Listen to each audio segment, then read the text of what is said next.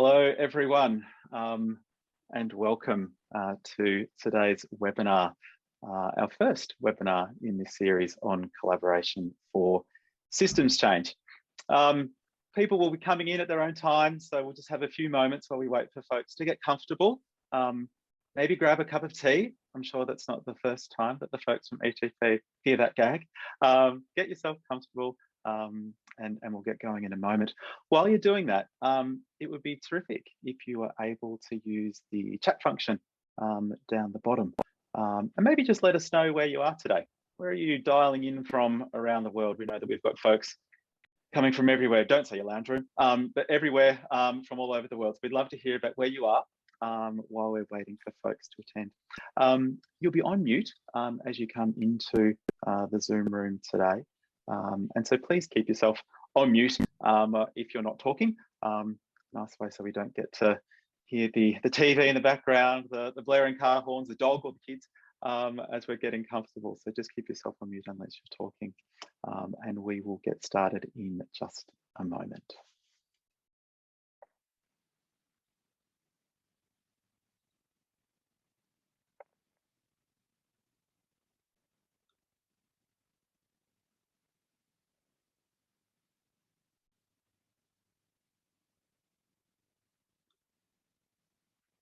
Lovely to see folks joining us from all over the place. That's a good thing about this type of work. You get to talk to people in all interesting places. We might make a start and we'll catch up with people as they come into the room. Welcome everybody. My name's Cameron Willis and I'm one of the co-directors of Day 4 Projects. And I'm really delighted to welcome you all here today, as I mentioned, for what is the first webinar that we have in this series on collaboration for systems change. And we're really delighted to be able to welcome our colleagues and friends from the Ethical Tea Partnership. So what a great way to kickstart our discussion on partnerships in talking with the folks from ETP. I will just move us along. I'd like to start today by acknowledging the traditional owners of the many lands upon which we find ourselves meeting today. I'm joining you from the Wurundjeri country here in Southern Australia, and I'd like to pay my respects to elders past, present, and emerging of this country. Also like to acknowledge any Aboriginal and Torres Strait Islander, and indeed any First Nations people that are joining us on today's call. You're very welcome, and we really look forward to sharing our experiences with you and hearing your experiences as well as we talk about all things partnerships and collaborations and platforms. A little bit about your hosts, about us. Day 4 Projects. We are a consultancy and we're based in Melbourne in Australia. We have the privilege of working both domestically and internationally. And I would say that we have a passion, fervour and excitement about all things collaboration. We love working with those folks that are working in partnerships, that are working in collaborations, alliances, communities, consortiums.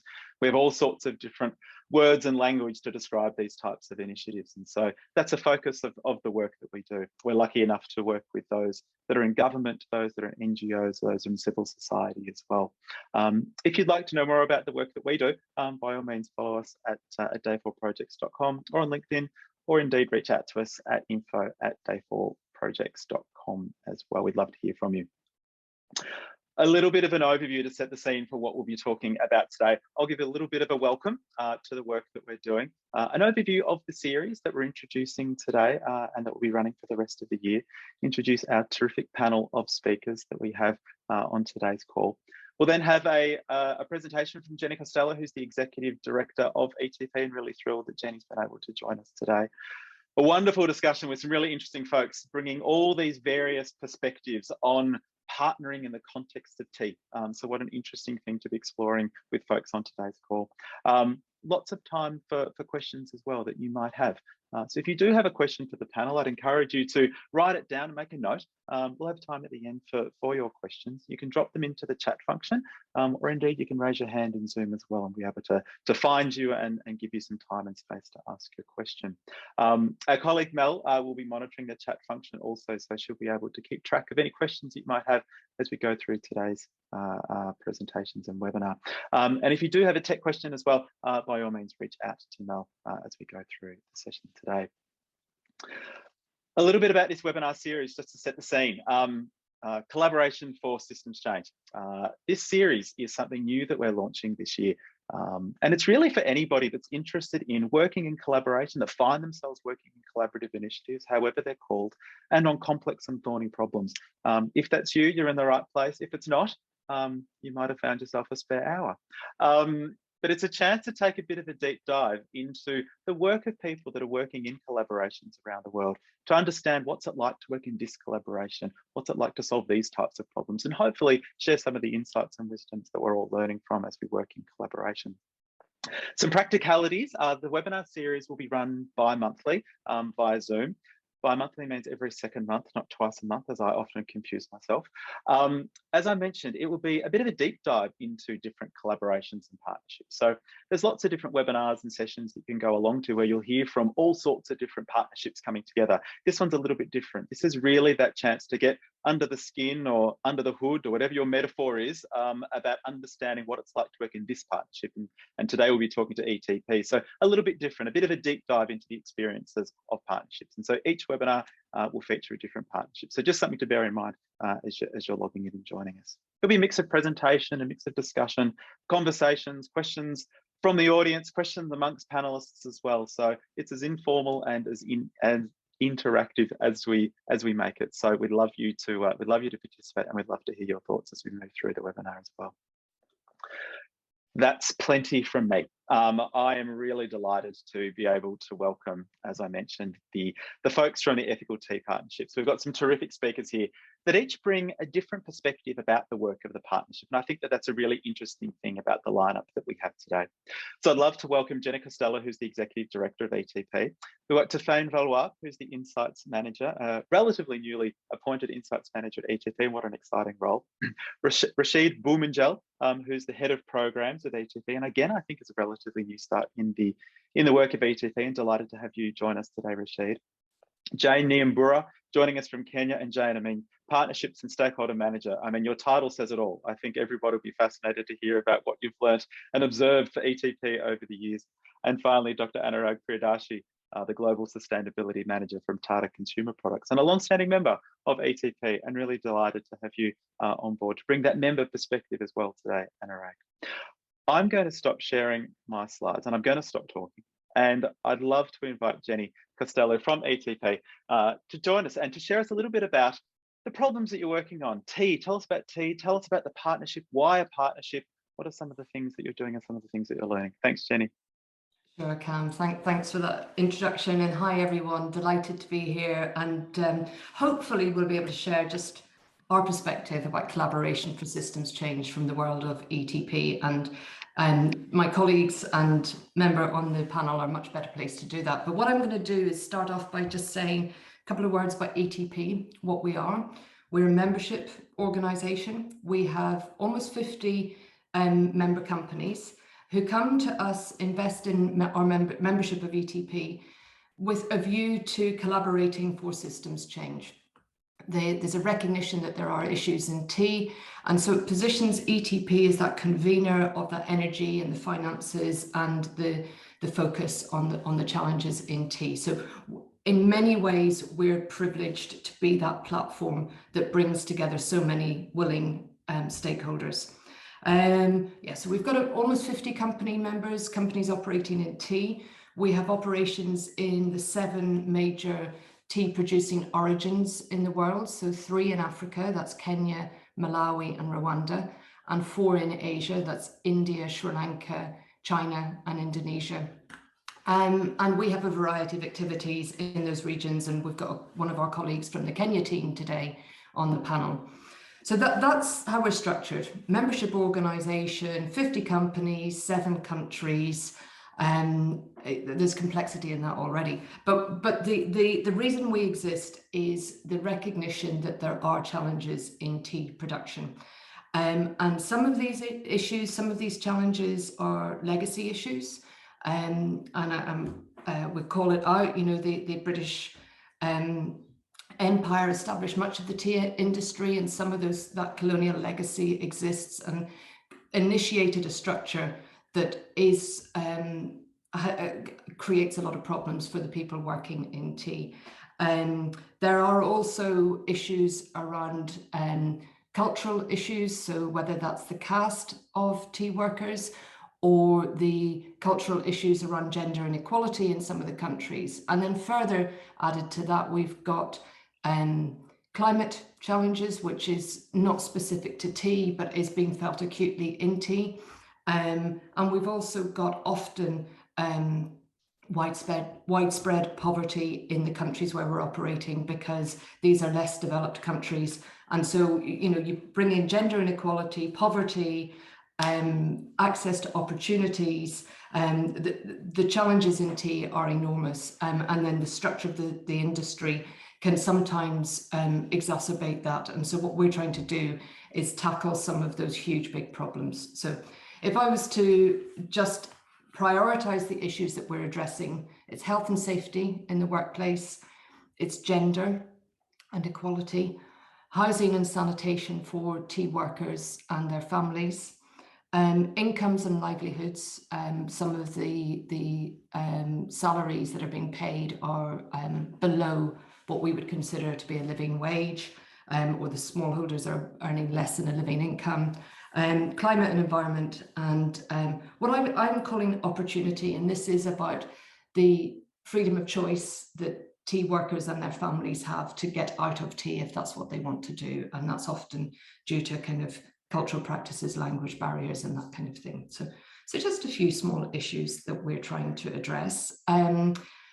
Again, I come back to the fact that we're very privileged. There's a lot of momentum, a lot of investment in ETP to help us work together to tackle some of these challenges. And that's really what went into the thinking of the strategy that we developed. So Cam, if I may, I'm going to share a couple of slides. Let's see how well I can do this. Okay, hopefully, is that on slideshow yet? Okay. There we go. Ooh. All right, so this is our theory of change. We took those issues, the main challenges, and distilled them into three main areas. So at about 10 a.m., you've got the blue slice of pie, which is around an economically thriving tea industry. And this is in recognition of, you know, we want companies to make a profit, but we also want workers to earn a living wage, and we want farmers to earn a living income. So that's our first area, impact area. At about 2 o'clock on this theory of change, we've got equality for everyone. So this is the empowered, safe tea communities and equal opportunities for women and young people in tea. And at the bottom in the green section, it's about environmentally sustainable tea production. So we're looking at climate resilient agriculture, zero deforestation in tea, and a net zero tea sector. If you go then further into the center of this chart, our theory of change, the gray circle outlines some of the approaches that we take. So the activities, we have projects, pilots, and policy work. I'll talk about that a little bit more. But right in the center in the green, you've got the Ethical Tea Partnership and what that platform that we on the panel represent, what we do. So there's, you'll see in there, advancing knowledge, business innovation, funding, generating data, and so on. So that's what we're doing, this platform, bringing together organizations to do the, moving out again, projects, pilots, policy work into those three areas of economics, equality, and environment. Okay, so the next slide just sums up how we're approaching this challenge of systems change. And we did look in quite some detail at the various theories of systems change to identify the approaches that we thought we could adopt. And I think my layman's interpretation of the systems change theory is that it's an orchestration of activities, and often the success comes from the timing of those activities. So we want to, in our portfolio of activities, we want to have projects which are on the ground interventions in tea activities and tea operations. We also want to look at the role of business So we have business pilots trying to create change through the way businesses operate. This might be digitization, mechanization, or simply better procurement.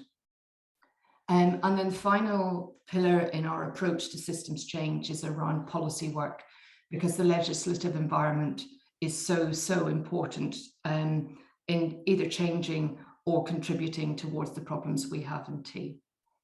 Underpinning all of this, we think the collaborative approach comes from shared learning, communications, and diverse partnerships. So not spending too much time on this slide, but the main message is we're not restricting ourselves to one activity. We're trying to catalyze systems change through lots of different approaches, the projects, the pilots, and the policy work. The final slide is, and actually the details here don't matter so much, but it's a little bit of a reflection on the changing role of a partnerships platform. So this year is our 25th anniversary.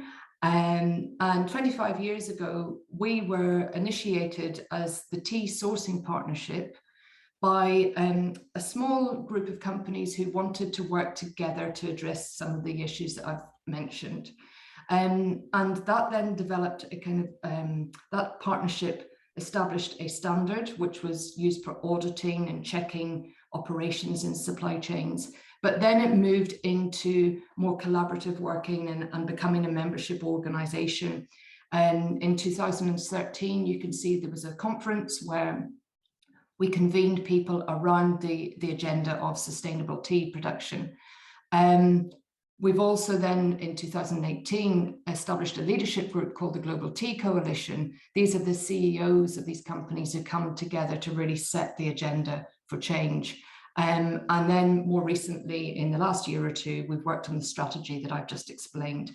And so in summary, this slide shows that over the 25 years, we've gone from auditing to convening to strategizing around systems change, and we've had a lot of roles in between. So those are my 3 slides on the ETP approach to systems change. And I'm going to hand over to you again, Cam, to just kind of lead us from there. So if you don't mind, I'll stop sharing. By all means, thank you, Jenny. And what a great overview, I think, of the, as you say, the change over time of what a partnership looks like, beginning as one thing, adapting and evolving over time. And I think that there's a real message in there around, rather than permanence, it's relevance, isn't it? You know, it's actually being a relevant player for what different organizations and different sectors need within this industry. Great, Jenny. I know that it sparked a lot of questions for me in terms of the systems change aspect and the role of partnerships in systems change. And I think we can loop back to you as we go through the discussion. But Anurag, I thought I might start with you, and you're on mute. So I'll get you to unmute yourself in a moment. But I'm interested as a member of ETP and listening to Jenny's presentation then, I'm interested in what motivates you and what motivates Tata to be part of ETP. Hey, thanks a lot, and welcome everyone. A very useful discussion around system change for collaboration. From Tata's perspective, and especially from Tetley's perspective, we are a founding member of the Ethical Tea Partnership. So we've been there all those 25 years that Jenny talked about. And we've, it's been a fascinating journey to see ETP grow over the years from a meeting place of tea companies, over a cup of tea called Tea Sourcing Partnership. And today they are a very important strategic partner for the growth and development of the company. Absolutely. I mean, they are like at the center of all the initiatives that we want to do in the tea sector globally. And we believe that ETP is something like an extended family. We depend on them. They're always reliable, they're credible, they're very honest to the purpose of the tea industry. So if I have to highlight in terms of what are those 3 key areas that I can speak of in terms of our partnership with ETP, then I would say, RPC is the abbreviation I've given, risk management, program management, and collaborations, right? So first I talk about risk management. And ETP, they're not just a family member who says you're good all the time. No, they set the agenda on key challenges and risks that are facing the industry. They tell us when we are not so good. They tell us, when living wages need to be improved, when gender issues have to be brought to the fore, um, about a climate resilient tea sector. So they help us to define problem, create information, and a baseline. If we have to create a project, then what's the baseline? I mean, we don't have that expertise. They bring in that expertise. They convene good partners and sometimes help us secure the funding, because we cannot make all those changes ourselves. And they push us, they really push us to try and address these risks in a systematic manner. They have a strong communication strategy, and that helps in disseminating the correct information about the tea sector. I mean, there has been a lot of disinformation and misinformation about the sector. And I think that's where ETP comes in and helps to correct that. And all of this, in a way, helps us, especially when it comes to when we deal with ESG investor rating agencies like MSCI or Sustainalytics. It helps us to reduce our risk ratings. It gives us a better risk profile.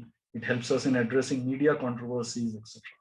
So that's from the very important risk management and brand reputation perspective. The second thing that I want to speak about is project management. They bring in huge and excellent expertise in managing large scale programs. And I would especially highlight the Improving Lives program in Assam that has, the impact is immense. I mean, it's across 300,000 women, adolescent girls and boys, mothers. And this could not have been possible without the leadership of the Ethical Tea Partnership, and all the program managers there. It has resulted, I mean, it's multi-sectoral, helping girls stay in school, reducing child marriages, reducing infant mortality, maternal mortality, taking away unsafe migration, improving child protection, safe childbirth, COVID preparedness. I could go on and on. I'm sure Jenny is going to talk about it later, but excellent example of driving a program and a project in a way that the industry can benefit at a large scale. And the last thing is in terms of collaboration. I think the tea industry is extremely complex with small and large corporate tea growers, agents, middlemen, bottling factories, etc., etc. And therefore, the buying landscape also keeps changing for us. So ETP provides us a forum for pre-competitive collaboration in the tea sector and offers an opportunity for us to collectively come together as an industry, work on long-term strategic goals, systemic changes via projects, pilots, advocacy, policy, working with governments, NGOs, and so on. It's an opportunity to work with ETP's team of tea experts, I think, and other fellow tea companies. I think we have a very good network. We actually communicate quite well with other tea companies, and ETP provides that platform to help support ETP's work. And Jenny talked about the Global Tea Coalition. I think that's something which is really the platform for the future, from where we can leverage the power of the whole industry to come together and create change across all tea industries across the world, across all countries. So I'll stop there and pass it on. Thank you, Anurag. I mean, I think what a terrific summary when you talked about those three areas of risk management, the ability to actually develop and work collaboratively on projects that result in benefits for communities and people. And then finally, that capacity to actually form collaborations and work with others through the partnership, and that convening role, Jenny, that you mentioned, that brokering role, that connecting role, being able to connect you with other actors within the industry sounds like a critical feature that you look to ETP for. I think you've described that really well. Jane, I might cut to you. You've obviously heard what Jenny's spoken about. You've heard what Anurag's spoken about, and you're sort of there in Kenya as the partnerships and stakeholder manager. I'm interested from your perspective, what would you say that ETP has achieved in partnership in Kenya that perhaps wouldn't have happened otherwise? and what's been challenging about some of the partnership approaches that you've seen and been involved in? Thank you very much. I'm happy to talk about that. I've been with ETP for the last 10 years and have seen the transformation, I've seen the changes, and you know, I really feel we are at a point where we can bring the systemic shift within the tea sector. And I'll just talk about one partnership that has really brought transformation or change within the tea sector. And this is really creating awareness and voicing out the challenges and the issues that marginalized people within the tea communities have been facing for many years and actually facing to date. And so that voicing and creating awareness, you know, really worked very well in partnership with, you know, ETP members, certification bodies, and the producer organization. It was really a sensitive issue. We had to do it in a very, you know, very careful way of discussing this because the issues are really, you know, deep-rooted. And I'm really happy at the moment, and it was really, it's possible, and it has been made possible through these partnerships. And we've seen quite a number of other organizations that were shy to talk about it, joining our choir to continue talking about these issues and raising awareness.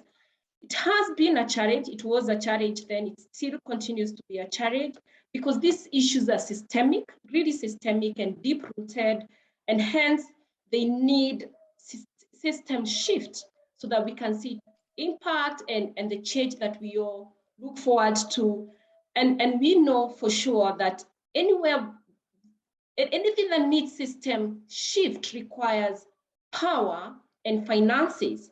And therefore, we, as ETP, we are working very closely with government, producer organizations to try and ensure that these issues become a priority and great interest to both government and producer organizations.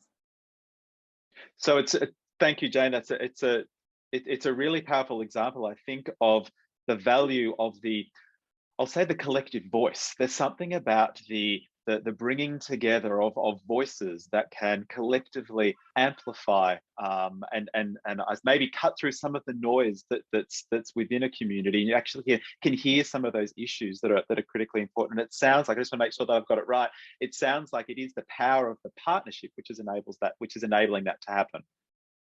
Yes, it is. The most stakeholders partnership to amplify these issues. Yep. Fantastic. Rachid, you've been listening to your colleagues to your colleagues speak about what it's like to work in partnership, some of the challenges they're facing, some of the successes as well, the reasons why a partnership is so important. And I'm interested, as the head of programs, and we heard Anurag speak about the value of some of the projects and programs in countries, but I'm wondering if you'd be able to share with us some good examples of partners working together on ETP collaborative programs, and what's really, from your perspective, made those collaborative programs a success. Yeah, thanks, Cameron. Yeah, when hearing everyone talk, you know, and having been in an ETP for a short while, I've been struck at how, you know, diverse some of the partnerships are. And I was thinking, you know, there's really this sliding scale of partnerships, different types of collaboration, from, you know, minimal collaboration through to, you know, quite significant collaboration. And I think there's a place for different types of partnerships in different contexts. So I'll give a couple of examples. Anurag already mentioned the UNICEF Improving Lives program, which is, you know, a program which is on a huge scale, 200 tea estates, 300,000 women and girls there, looking at a range of different issues. Now that's working with UNICEF in partnership with our members, and UNICEF works with its local partners on the ground, and also with the government of India, which is particularly important when we think about that policy pillar and the long-term systemic change that we want to see. So we're currently about to start phase 3 of that program. And I think what's really built on that is ETP being a critical friend of UNICEF, respecting and valuing the technical expertise that UNICEF has, but also taking a step back and speaking to members and really understanding what their perspective is specifically around the tea sector. So I think for me, that partnership has been a great branding opportunity as well. UNICEF is a global brand, and through that partnership, we've really been able to demonstrate significant change, whether that's in terms of girls in education, improvements in sanitation, and improvements in protection.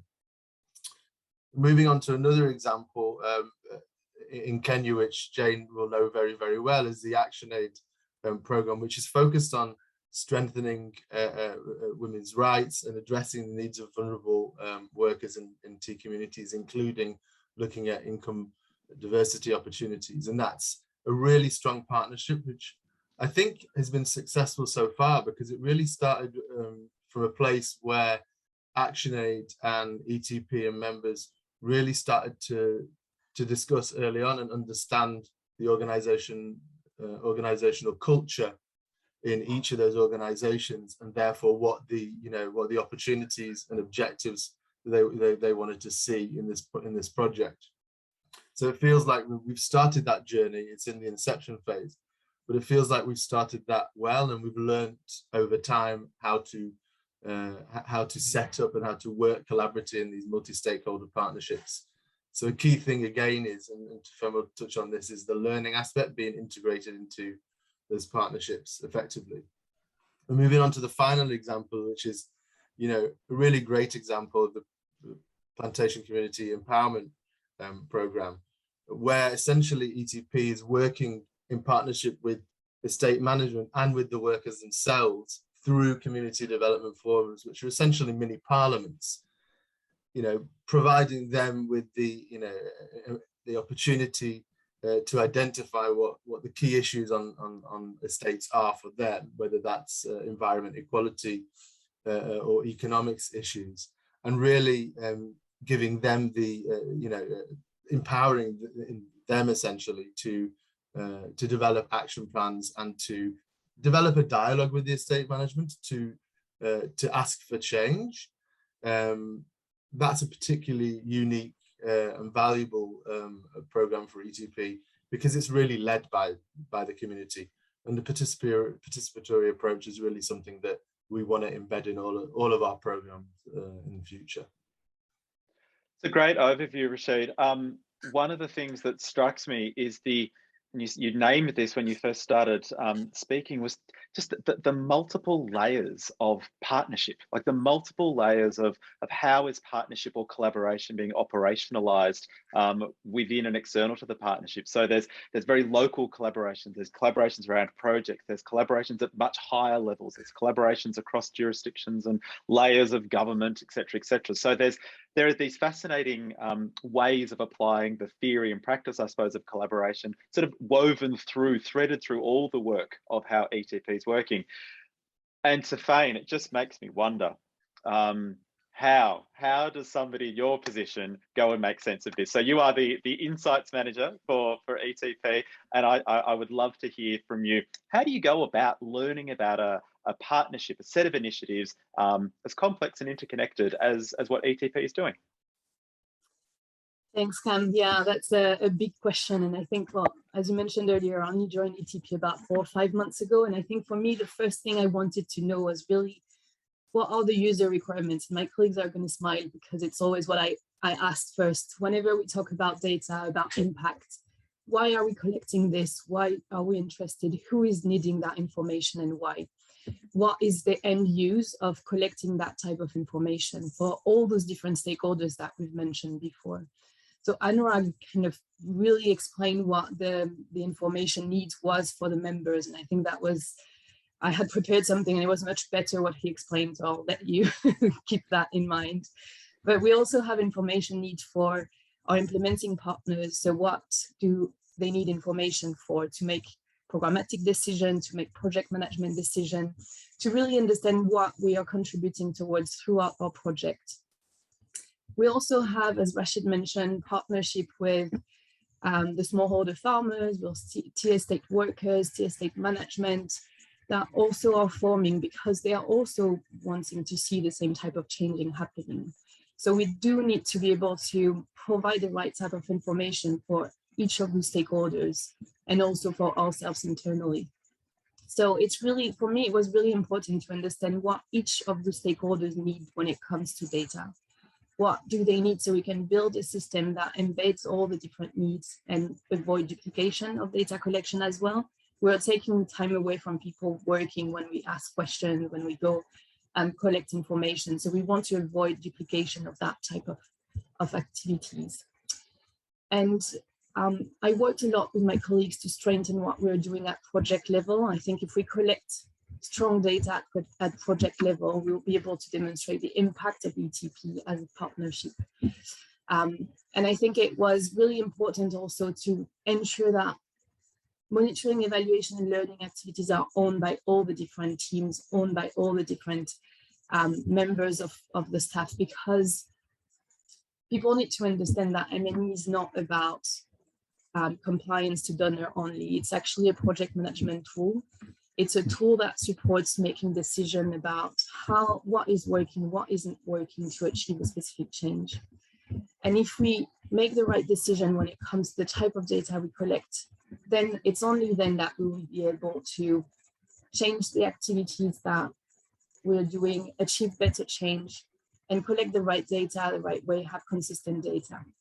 So we work really hard to have strong baseline, as Anurag mentioned, to continue collecting data on an ongoing basis. But how do we go to bring all of this at global level and demonstrate the overall impact of our partnership?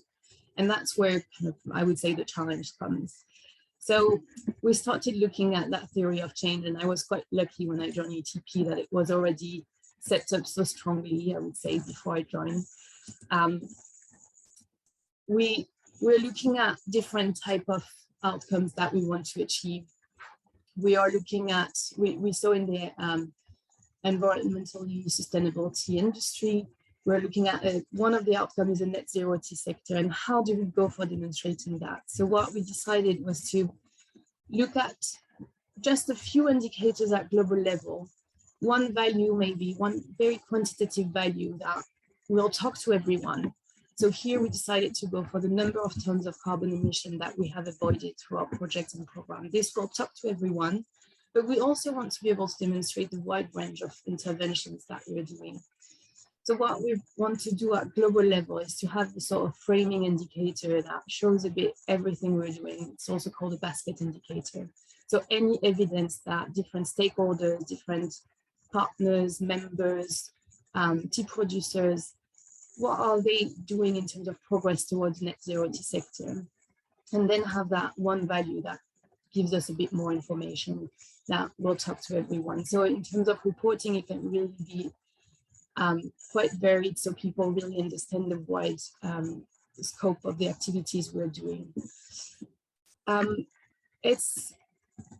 think it's really important for me also to think about making sure that we don't absolutely want to attribute everything we're doing to everything we're achieving to ourselves. And we can talk about this a bit more, but we are here today because we understand the value of coming together to achieving change. So if we start wanting to attribute change to our own activities, it means that we remove the agency from other actors who are also working towards these changes.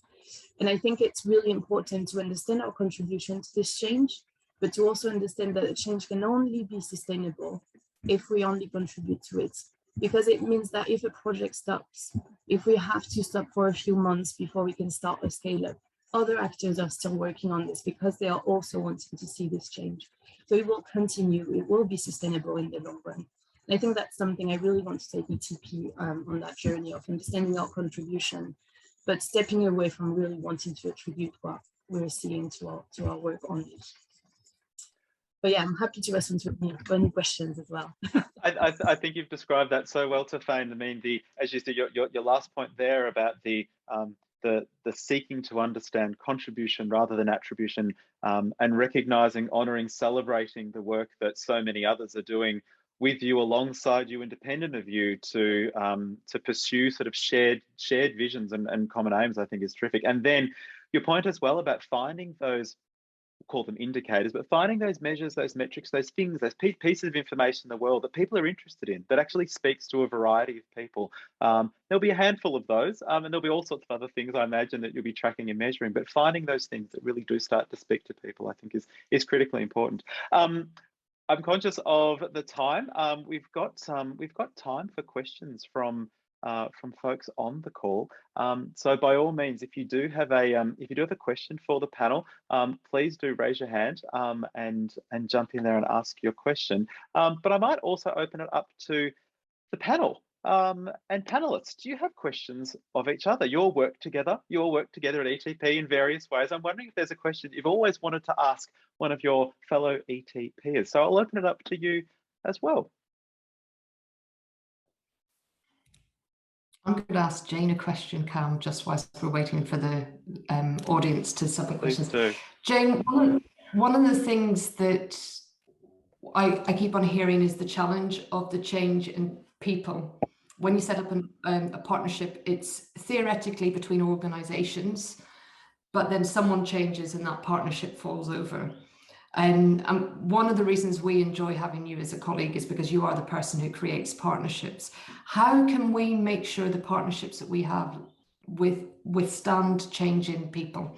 So when someone leaves one of our partner organisations, what can we do to make the partnership last?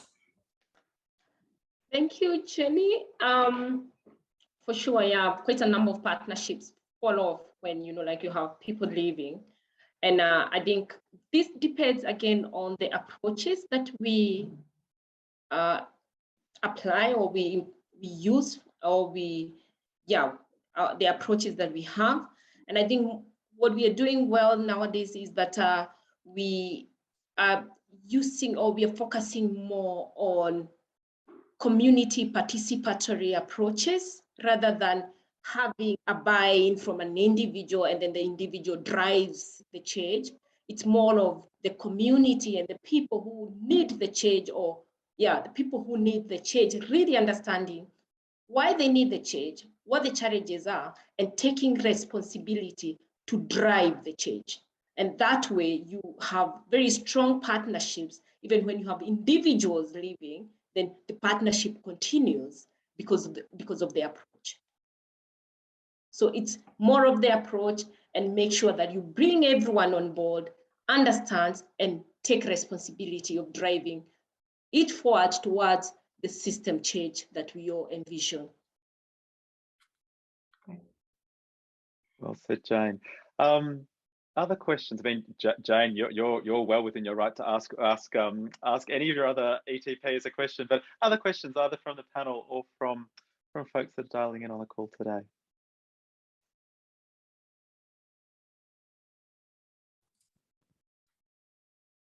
A quiet group. Anurag. Yeah.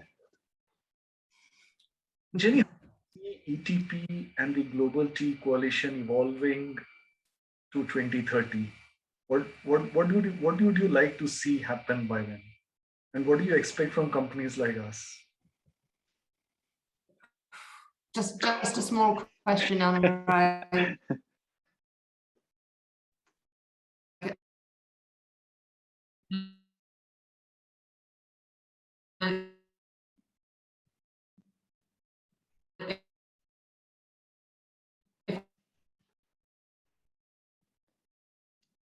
Oh, we seem to have had a frozen Jenny. Maybe we'll come back to it. It's a great question, Anurag. Thank you for asking that one.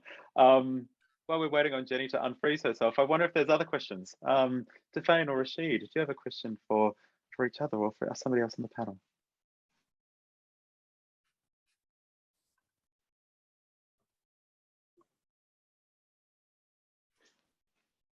Yeah, maybe a question for Jane, put her on the spot again.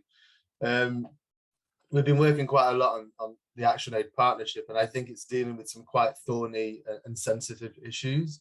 I just wanted to you know, to ask Jane, like, how practically you think, you know, you're going to be able to manage some of those issues, you know, sensitive issues as they come up, which they undoubtedly will over the next 3 years.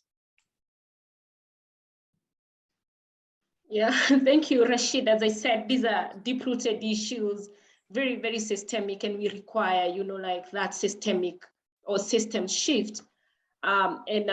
Yeah, what we plan to do. I mean, my mantra in partnership is more. It's more. Partnership is a journey. It's not a point of arrival. So we want to put more effort and focus on the change or the system shift, and bring as many people or as many partners as possible on board, and work very, very closely with the government, because they are the policy holders. So we would want to influence the policy change and work very closely with the government to guide and support in this change and development of new policies. Thank you, Joan. I can see a hand up there from Georgie Pasalaris at the World Economic Forum. Georgie. Hi, Cam. Hi, everyone. Thank you so much for this discussion. Tea is such a complex issue. It's really fascinating to hear how you've tackled it and some of your challenges and great successes.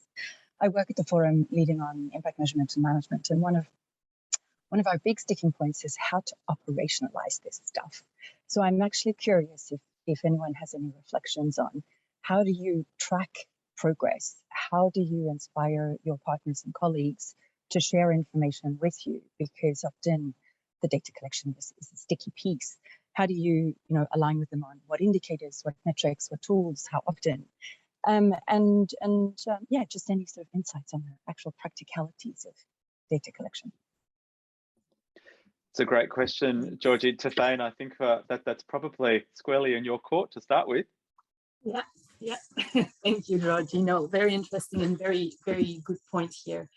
The way I work with colleagues is we don't have a lot of monitoring, evaluation, and learning staff in ETP. So the ownership of those activities needs to be with the team. And the way I work with colleagues is really to, what I did recently when I joined it was to set up a monitoring, evaluation, and learning working group with one colleague from each of the country teams, and then a few colleagues from London, where we look at the tools that we're using to plan for monitoring, evaluation, and learning on projects. We look at that together. I get their inputs. We look at how to make that as relevant as possible for their own purposes.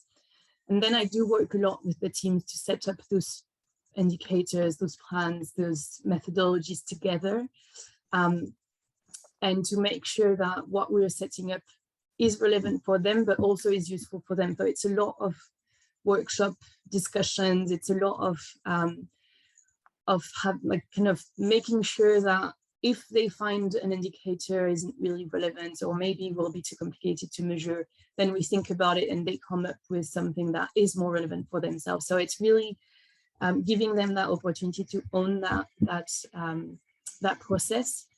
It is always a challenge then to have the right staff in place. I think it all comes to really having a strong kind of M&E process during the inception phase of the different projects. But you still always have challenges because there are competing priorities during that phase. You also have to sign different contracts, procedure recruitments, set up all the activities, set up all the procurement issues for different pieces. So it's a lot of work during that inception phase, but it's finding the time with the colleagues. For instance, I have a workshop tomorrow with some colleagues to look at a specific study to start actually the project Rachid was talking about in India with this mini parliament. So to start that piece and to start that study, and it's making sure that nothing is designed without the teams who are then going to use the data. And whenever the data collection is completed, gathering again to reflect on what the data is saying, what use they can make from it, what it means for the project. A lot of the time I found that some of the challenges were, for instance, you have an evaluation that comes through the data has been collected, you have findings, it's very interesting, but then the team doesn't really have time to reflect and they continue their activities. So what I try to do in that instance is really gather people, almost do a presentation myself if I need to about the key findings and have that discussion, do that management response about the data. And the more I do this, the more the teams find the value in the data that we're collecting, and the more, like, the highest the quality of the data we're collecting, because whenever people understand that value, then they will put more effort towards it. So it's really doing that kind of participatory approach to monitoring, evaluation, and learning within the team first, and then as much as possible with the other stakeholders as well. But it is a challenge, I agree, and it will be also a challenge to aggregate everything at global level. We can discuss that separately. But yeah, it's yeah, thanks. I think you've described that really well, Tiphaine. The and that question and that challenge for all of us that are interested in learning and evaluation is, how do you get other people interested in learning and evaluation? You know, how can we break down the walls and make it not exclusionary, but actually that people can see themselves as part of it and can see the value that they can then get out of that. It's a really great point, and you're obviously at a moment in time with ETP, and you know, like you're finding ways to explore and to iterate and to innovate in that space. How do you get people interested in this work? So I know that folks will be so fascinated, interested in some of those methods and strategies that you're using and testing. So it's terrific to hear about that. Anurag, I realised that you asked a question of Jenny before. She very conveniently froze. I wonder if you'd like to ask it again, and we can hear back from Jenny, or Jenny, you might still remember it. I do remember it, and I hope I froze at a really flattering moment, because Zoom isn't very kind in that way.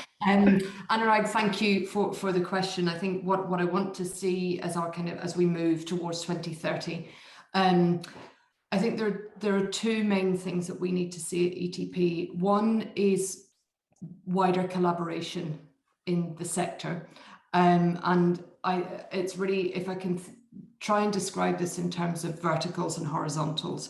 The vertical is the supply chain of one company. The horizontal is the whole sector. And what we have is a tendency for companies to protect their own supply chain and invest in those kinds of activities. What I would love to see is, through collaboration, a kind of wider concerted effort to change the sector. Because if you're going to just change your value chain, your own supply chain, the problem will exist outside that. And this was kind of to my question to Jane, which is, if that organization or person leaves a partnership, that change in that supply chain doesn't last. So we really need to collaborate more. And the other thing that I want to see us doing more of and better relates to Tiphaine's point about data. I think greater transparency is needed from ETP members, talking about where they're buying tea from, how they're ensuring that there's they're overseeing and engaging with tier 1, tier 2, and tier 3 suppliers to make sure that social and environmental practices are the best that they can be. There's definitely appetite within the organizations that I speak to. It's just who's going to be the first one to do it, who's going to be fully transparent about their supply chain, who's going to disclose those data that tell a consumer, are you paying a living wage? What's your carbon footprint? What's the gender ratio in your supply chain? So more collaboration for sector-wide change and more transparency from the members. And coming back to my earlier point, Cam, about the role of ETP and the privilege that we have, because companies come to us asking for help with change. We have a mechanism in our membership which says, we can create rules that if you want to be a member of ETP, we require you to disclose those data, or we require you to do a certain amount of your activity through collaboration. And that's something that we're looking at very closely at the minute, is what should it mean to be a member of the ETP? Because if it's too easy, we're not doing our job as a partnership platform. I'm really glad you mentioned that, Jenny. It's one of the things that I was thinking about in the context of this particular partnership. There are so many potential members. There are so many members. There are so many other stakeholders, organisations that are interested in the work that you're doing. And I'll ask you, but if other folks on the panel have got thoughts, how do you prevent the partnership from trying to be all things to all people? Badly, and it does lead to overwhelm and stretch and scope creep and all those kinds of things often. The strategy was an attempt to set boundaries and clarify what we do. And I think one of the great things about the organisation is we're all really passionate about creating change in tea. So I will get, you know, Jane might kind of get in touch and go, I've had a really interesting conversation. Can ETP consider doing something over here in Kenya? Or, you know, the colleagues we've just spent a week with in Sri Lanka, there's, you know, always open-mindedness and opportunity, but we do have to focus on what we are and what we do. The other thing is we do come under some criticism because our operations are funded by the membership levy. So, you know, take Tea Company X, they pay us a membership fee. And is there an inherent conflict for us holding them, you know, working with them, and it's very hard for us to hold them to account sometimes if we're jeopardizing our income stream. But I think it was Rachid described us as critical friends. And I think Anurag referred to us, you know, holding members to account. And it's a really fine line to walk where, you know, we can't be an activist. We want to work it through collaboration with our members, but we also have to have kind of values that we uphold in the partnerships that we have. Mm. Well said. I think it's something that we see with so many partnerships, and a partnership with a distributed network of members, of partners. The tendency for partnerships to be pulled in all sorts of different directions, and the challenge to retain focus, to be a broad church, to welcome as many as you can that need to be there, but to retain that focus in a way which results in meaningful partnering and meaningful projects actually being implemented. So I think a perennial challenge that I'm sure folks on the call are experiencing as well.